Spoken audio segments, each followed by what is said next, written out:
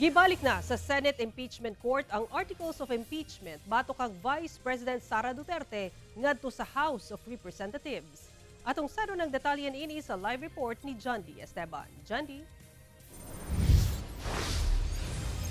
Sara, 18 ka senator judges ang may pabor nga ibalik ang Articles of Impeachment sa Kamara, samtang 5 ang misupak. 23 ka senador sa 19th Congress ang nag-convene kagahapon isip impeachment court. Kalabot sa reklamo batok kang Vice President Sara Duterte sa pagpanguna ni Senate President Francis Cheese Escudero isip presiding officer.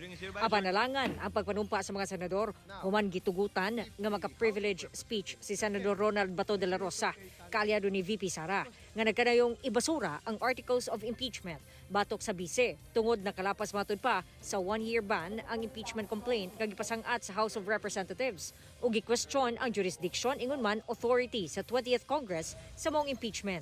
Gisupakan kini ni Senate Minority Leader Aquilino Coco Pimentel Jr. kay wala daw labot sa agenda ang privilege speech ni De La Rosa ug dunay nasabutan nga schedule. Pero misugot ra si Pimentel nga maka-speech ang senador. Gisigundahan sab kini ni Senator Christopher Bongo. Hinuon giamyandahan na lang ni Senator Alan Peter Cayetano ang motion nga i-remand o ibalik na lang ang impeachment case sa Kamara kay wanay oras aron debatehan kini. Sa maong amended motion, gipaklaro sa Senado ngadto sa Kamara ang legalidad sa Articles of Impeachment apan wala daw kini nagpasabot nga gidismiss na ang kaso. 18 ka senator judges ang pabor, 5 ang misupak. Out dismissing nor terminating the case until such time that the House of Representatives certify to the non-violation of Article 11, Section 3, Paragraph 5 of the Constitution. The motion of Senator Cayetano is carried. Sa lantaw sa usa ka political analyst, sa pagbalik sa Articles of Impeachment kadto sa Kamara, wala na husay sa Senado ang issue sa constitutionality sa maong kaso batok sa Vice Presidente. Unfortunately, they did not settle the issue kasi binalik lang nila, no?